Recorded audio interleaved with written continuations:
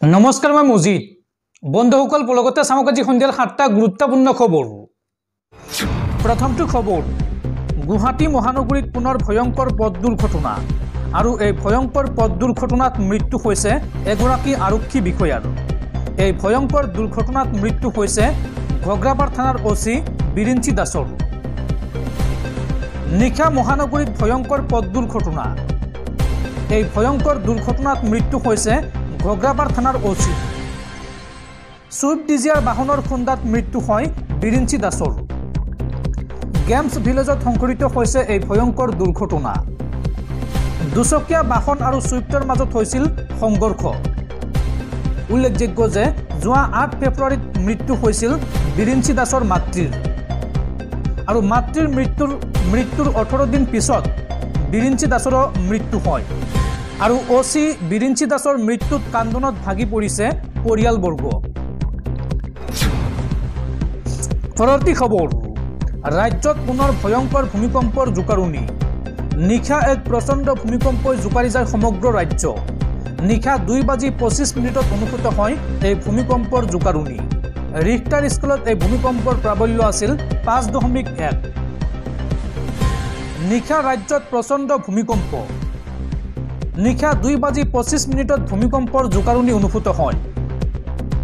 Richter স্কেলত এই ভূমিকম্পৰ প্ৰাবল্য আছিল 5.1 আৰু এই ভূমিকম্পৰ অভিকেন্দ্ৰ আছিল অসমৰ মৰিগাঁও জিলা।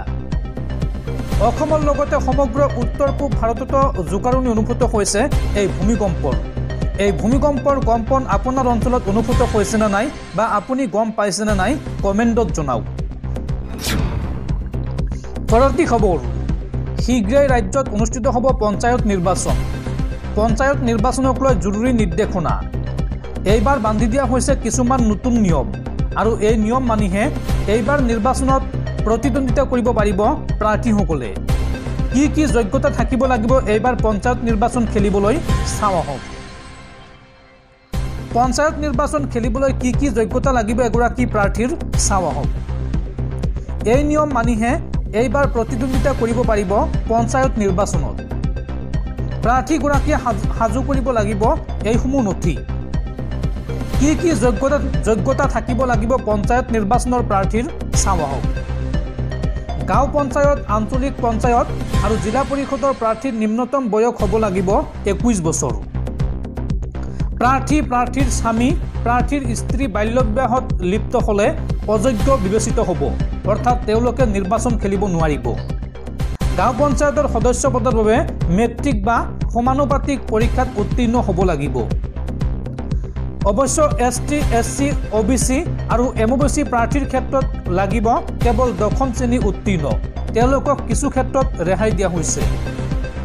আঞ্চলিক পঞ্চায়ত সদস্যৰ বাবে সাধাৰণ শ্ৰেণীৰ প্ৰাৰ্থী হ'ব লাগিব হায়াৰ ছেকেণ্ডাৰী উত্তীৰ্ণ। ST, SC, OBC, MOBC প্ৰাৰ্থীৰ ক্ষেত্ৰত হ'ব লাগিব মেট্ৰিক উত্তীৰ্ণ। জিলা পৰিষদৰ সদস্যৰ বাবে সাধাৰণ শ্ৰেণীৰ প্ৰাৰ্থী হ'ব লাগিব HS অৰ্থাৎ হায়াৰ ছেকেণ্ডাৰী উত্তীৰ্ণ। ST, SC, OBC, MOBC প্ৰাৰ্থীৰ ক্ষেত্ৰত হ'ব লাগিব মেট্ৰিক উত্তীৰ্ণ।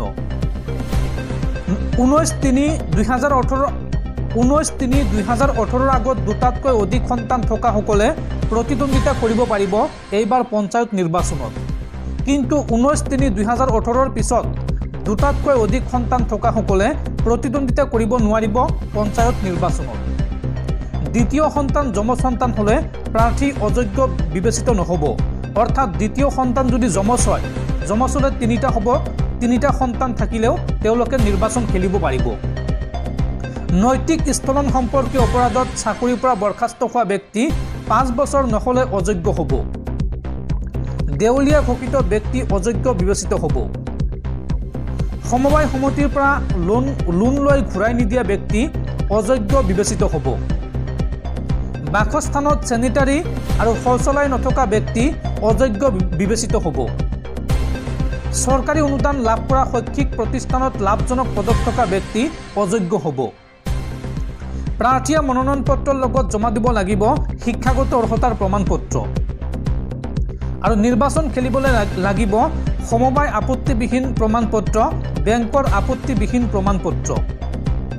জাতিগত প্ৰমাণপত্ৰ, খাজনাৰ ৰচিদ, নতুন বেংক একাউণ্ট আৰু গাঁও প্ৰধানৰ প্ৰমাণপত্ৰ। শেহতীয়াকৈ এই নিৰ্দেশনা জাৰি কৰা হৈছে। এইসমূহ নীতি নিয়ম মানি চলিলেহে এগৰাকী ব্যক্তি এইবাৰ পঞ্চায়ত নিৰ্বাচন খেলিব পাৰিব আৰু এইসমূহ যোগ্যতা থাকিব লাগিব সেই প্ৰাৰ্থীগৰাকীৰ। দৰ্শকসকল আৰু বহুতো গুৰুত্বপূৰ্ণ খবৰ আছে। তাৰ আগতে আপোনাক জনাওঁ যে যদি আপুনি এতিয়ালৈকে এইটো ভিডিঅ'ত লাইক কৰা নাই তেন্তে এতিয়াই ভিডিঅ'টোত লাইক কৰি দিয়ক আৰু এনেকুৱা ধৰণৰ ভিডিঅ'সমূহ নিতৌ চাবলৈ চেনেলটো ছাবস্ক্ৰাইব কৰি কাষত থকা বেল আইকনটো প্ৰেছ কৰি ৰাখক। পৰৱৰ্তী খবৰ, ভূমিকম্পৰ পিছত ৰাজ্যত এইবাৰ প্ৰচণ্ড ধুমুহা বৰষুণৰ আগজাননী। আগন্তুক 3 দিনত ৰাজ্যত হ'ব প্ৰচণ্ড ধুমুহা বৰষুণ আৰু এই সন্দৰ্ভত ৰাজ্যৰ 19খন জিলাত এলাৰ্ট জাৰি বতৰ বিজ্ঞান কেন্দ্ৰৰ। অসমৰ কোন কোন জিলাত হ'ব পাৰে প্ৰচণ্ড ধুমুহা বৰষুণ চাওঁ আহক। ৰাজ্যত প্ৰচণ্ড ধুমুহা বৰষুণৰ সম্ভাৱনা। ৰাজ্যৰ 19খন জিলাত বতৰ বিজ্ঞান কেন্দ্ৰৰ সতৰ্কবাণী। ধুমুহা বৰষুণৰ লগতে বজ্ৰপাতৰ সম্ভাৱনা আছে। অসমৰ কোন কোন জিলাত হ'ব বৰষুণ চাওঁ আহক। ওদালগুৰি, দৰং, মৰিগাঁও, নগাঁও, হোজাই, কাৰ্বি আংলং, ডিমা হাছাও, কাছাৰ, হাইলাকান্দি, কৰিমগঞ্জ, গোলাঘাট, যোৰহাট, মাজুলী, লখিমপুৰ, শিৱসাগৰ, চৰাইদেউ, ডিব্ৰুগড়, ধেমাজি আৰু তিনিচুকীয়াত হ'ব পাৰে প্ৰচণ্ড ধুমুহা বৰষুণ। এই আগজাননী বতৰ বিজ্ঞান কেন্দ্ৰ। পৰৱৰ্তী খবৰ, ৰমজান মাহলৈ মাজত মাত্ৰ এটা দিন। ৰাজ্যৰ লাখ লাখ মুছলমান লোকলৈ ভাল খবৰ। 28 ফেব্ৰুৱাৰীত জোন দেখা পালে 1 মাৰ্চত প্ৰথমটো ৰোজা ৰাখিব মুছলমান লোকসকলে আৰু প্ৰতিজন মুছলমান লোকে এই ভিডিঅ'টো শ্বেয়াৰ কৰাটো অত্যন্ত জৰুৰী। অপেক্ষাৰ অন্ত পৰিবলৈ মাজত মাত্ৰ এটা দিন। আৰম্ভ হ'ব পবিত্ৰ ৰমজান মাহ। প্ৰথমটো ৰোজাৰ বাবে আৰু মাত্ৰ এটা দিন। 1 মাৰ্চৰ পৰা আৰম্ভ হ'ব পবিত্ৰ ৰমজান মাহ আৰু জোন দেখা পোৱাৰ পিছতে আৰম্ভ হ'ব এই ৰমজান মাহ। 28 ফেব্ৰুৱাৰীত জোন দেখা পালে 1 মাৰ্চত প্ৰথমটো ৰোজা হ'ব আৰু জোন দেখা নাপালে 2 মাৰ্চত হ'ব প্ৰথমটো ৰোজা। অপেক্ষাৰ অন্ত পৰিবলৈ মাজত মাত্ৰ এটা দিন। পৰৱৰ্তী খবৰ, ৰাজ্যৰ লাখ লাখ শিক্ষাৰ্থীলৈ জৰুৰী খবৰ।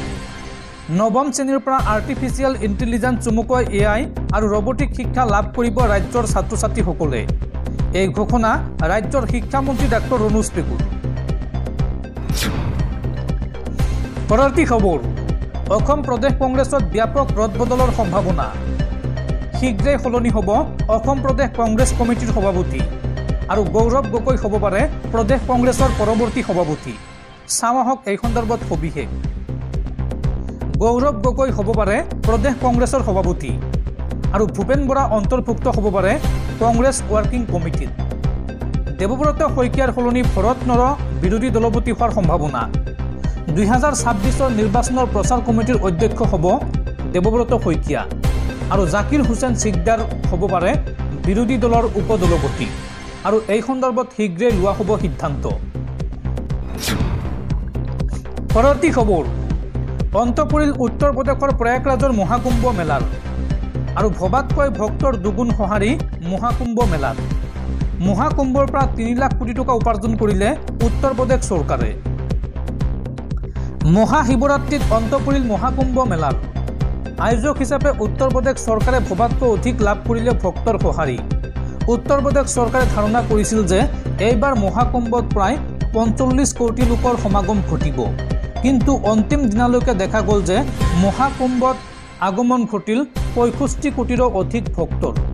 45 দিনীয়া এই মহাকুম্ভৰ অন্তিম দিন অৰ্থাৎ মহাশিৱৰাত্ৰিত ত্ৰিবেণী সংগমত স্নান কৰে 81.09 লাখৰো অধিক ভক্তই।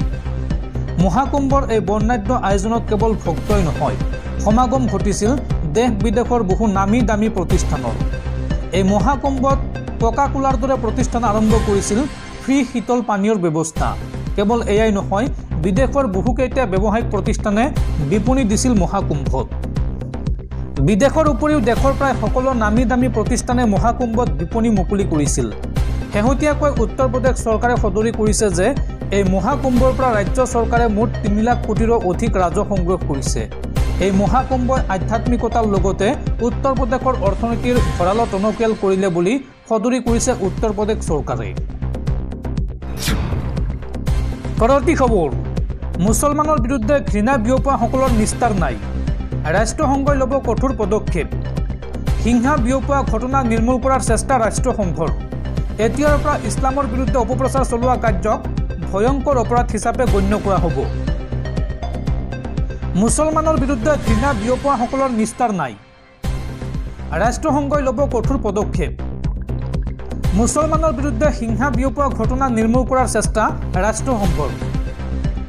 ইছলামোফোবিয়া গুৰুতৰ অপৰাধ হিচাপে গণ্য কৰিব ৰাষ্ট্ৰসংঘই। মুছলমানৰ ওপৰত হোৱা উৎপীড়ন ৰোধ কৰিবলৈ কঠোৰ হ'ব চৰকাৰ।